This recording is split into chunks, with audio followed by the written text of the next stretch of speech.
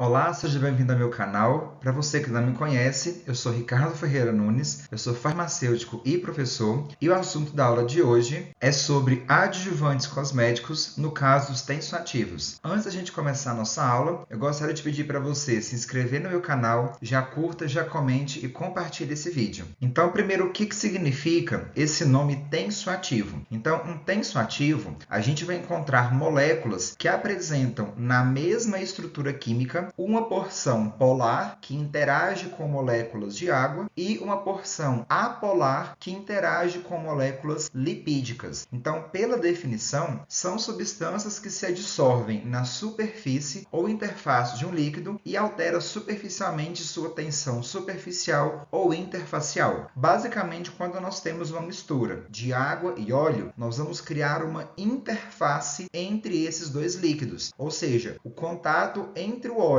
e a água é como se eu tivesse um espaço no meio desses dois líquidos. Quando a gente adiciona um terceiro componente, que é o agente tensoativo, ele atua justamente nessa interface. Então, a função dele é aproximar cada vez mais o óleo da água. Então, observem aqui na imagem que nós temos a estrutura química de um agente tensoativo, então mostrando sua porção polar, que interage com a água, e a porção apolar, que interage com óleos e gorduras. Quais são as principais funções dos tensoativos? Então, a primeira função do tensoativo é como agente solubilizante. Nesse caso, quando eu quero solubilizar algum princípio ativo na água e que ele apresenta baixa solubilidade, eu posso adicionar esse tensoativo para diminuir a tensão superficial da água com esse princípio ativo, fazendo com que ele se misture, então, nesse líquido aquoso. Outra função é de ser detergente. Então, nesse caso, nós temos, inclusive, alguns tipos de tensoativo que são utilizados como produtos de limpeza. A função dele vai ser justamente higienizar algum tipo de superfície. Nesse caso, nós temos também alguns tensoativos que foram encontrados em formulações de shampoos, com a função justamente de detergência para higienizar e limpar os nossos cabelos. Temos também como emulsificante óleo em água. Então, quando eu quero produzir um creme, produzir uma emulsão, eu preciso desse componente para que eu consiga misturar o óleo e a água, que é característico desse tipo de formulação. Nesse caso, porque emulsificante do tipo óleo em água? Significa que eu vou ter pequenas gotículas de óleo que vão estar dispersas em meio aquoso. Temos também agentes molhantes. Isso nós temos alguns pós que não misturam muito bem com a água, e aí eu posso colocar esse tensoativo para melhorar o seu grau de molhabilidade, aumentar o contato dessa partícula sólida com os líquidos aquosos. Temos também emulsificante do tipo água em óleo. Aqui é o mesmo princípio do emulsificante óleo em água. Só que qual é a diferença desse tipo de emulsão? Agora eu terei gotículas de água que estarão dispersas em meio oleoso. Então, nesse caso aqui também, eu tenho uma mistura de dois componentes, água e óleo. Só que eu preciso de tensoativo para misturar essas duas fases. E temos também alguns tensoativos que são agentes anti-espuma. Nesse caso, são uma classe específica de tensoativos que apresentam essa característica, porque uma das principais atribuições dos tensoativos é justamente a formação de espuma. Aqui embaixo eu coloquei alguns exemplos de tensoativo de acordo com o índice NAME. Então, tem esse laurete 20, cocoamidopropilbetaína, sódio cocoanfoacetato, cocamida DEA e sódio lauril sulfato. São alguns exemplos de tensoativos que nós encontramos em produtos cosméticos. E como que nós podemos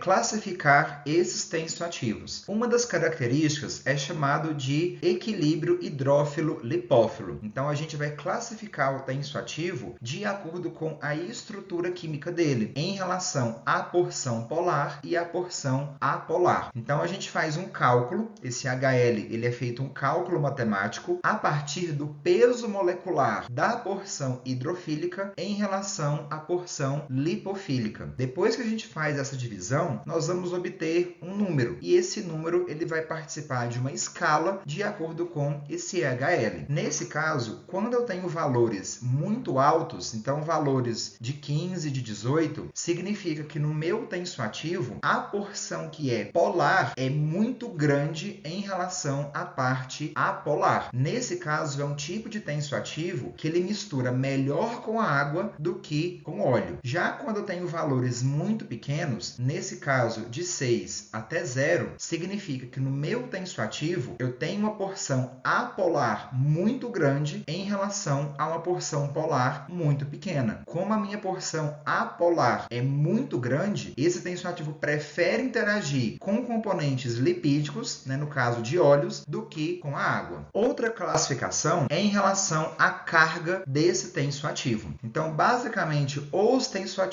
não terão carga, que são chamados de tensoativos não iônicos, ou eles poderão ter carga, que nesse caso são os tensoativos iônicos. Já os tensoativos que apresentam carga, eles podem ser de 3 formas diferentes. Ou eles podem ser aniônicos, que apresentam carga negativa, catiônicos, quando tem carga positiva, e anfotéricos, quando depende do pH do meio. Nesse caso, quando eu tenho um tensoativo anfotérico em pH ácido, ele vai ser classificado como catiônico. E se ele está em um pH alcalino, ele vai ser classificado como tensoativo aniônico. Nesse caso, qual que é a diferença desses tensoativos que apresentam carga em relação aos que não apresentam carga? No caso de emulsões, a gente vai ter que os tensoativos que não têm carga têm uma melhor característica em relação a não causar reação alérgica. Então, são tensoativos hipoalergênicos. Em compensação, os tensoativos que apresentam carga, geralmente carga aniônica, são tensoativos que melhoram a estabilidade da minha formulação. Então, cabe aí avaliar qual que é o objetivo final do seu produto. Já os tensoativos que são catiônicos, eles são muito utilizados em produtos de condicionador, justamente para neutralizar a carga do tensoativo aniônico, que é a carga negativa, que nós iremos encontrar nos shampoos. Então, eu espero que você tenha gostado dessa nossa aula. Mais uma vez, já curta, comente, compartilhe e não deixe de me seguir nas redes sociais. Até a próxima aula!